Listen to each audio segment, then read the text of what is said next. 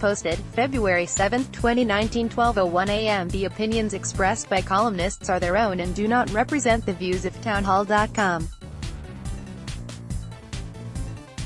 Former NFL quarterback Colin Kaepernick's attorney accused the musical group Maroon 5 of crossing the picket line to perform at the Super Bowl and called the explanation by Adam Levine, the lead singer of the musical group, a cop-out. Kaepernick, when he played in 2016, kneeled during the national anthem to protest what he considers an unjust criminal justice system that he believes allows cops to systematically oppress blacks. Kaepernick said, "There's a lot of things that need to change. One specifically is police brutality. There's people being murdered unjustly and not being held accountable. The cops are getting paid leave for killing people. That's not right. No one doubts the existence of bad cops or of cops who make poor decisions or who use poor judgment. But where's the evidence of systemic racism?" When Black Harvard economist Roland Fryer conducted a 2016 study of police use of force, he expected to find widespread evidence of police officers disproportionately using deadly force against blacks. Instead, he found the opposite. Police, he concluded, were, said idle, more, and idle, hesitant to use deadly force against blacks than against whites. "It is," he admitted, "the most surprising result of my career." This tracks another study published in 2014 by researchers at Washington State University, who reached the same conclusion, finding there was significant bias, said idle, favoring, and idle, emphasis added, blacks where decisions to shoot were concerned. According to the Manhattan Institute's Heather MacDonald, in 2016, the police fatally shot 233 blacks, the vast majority armed and dangerous, according to the Washington Post. The paper categorized only 16 black male victims of police shootings as unarmed. That classification masks assaults against officers and violent resistance to arrest. Contrary to the Black Lives Matter narrative, the police have much more to fear from black males than black males have to fear from the police.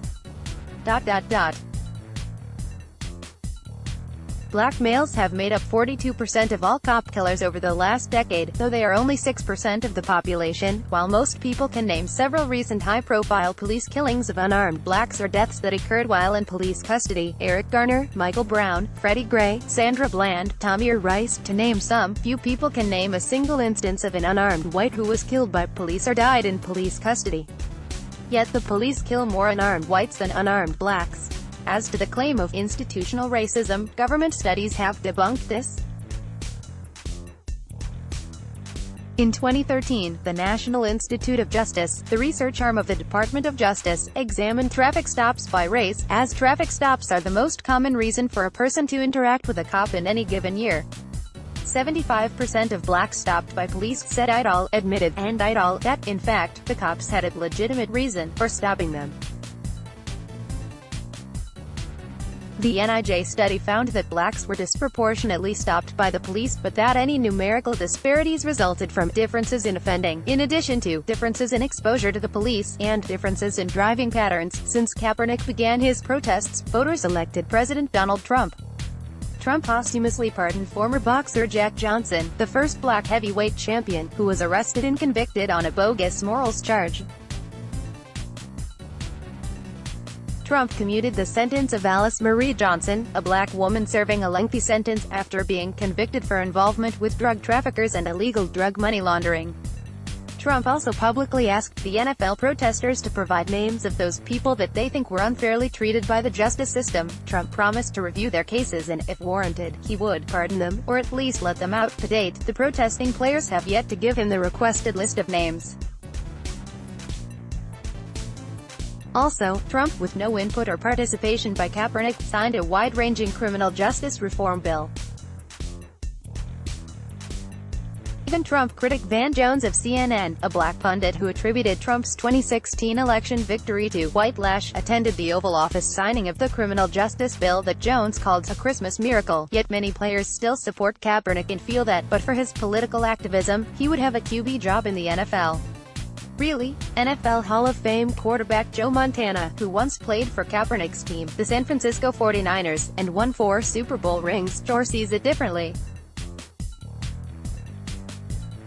In 2017, Montana called Kaepernick's protest a distraction, but said that it comes down to his play as much as anything. Montana said, but what it comes down to is 40% completion or even in the low 50s.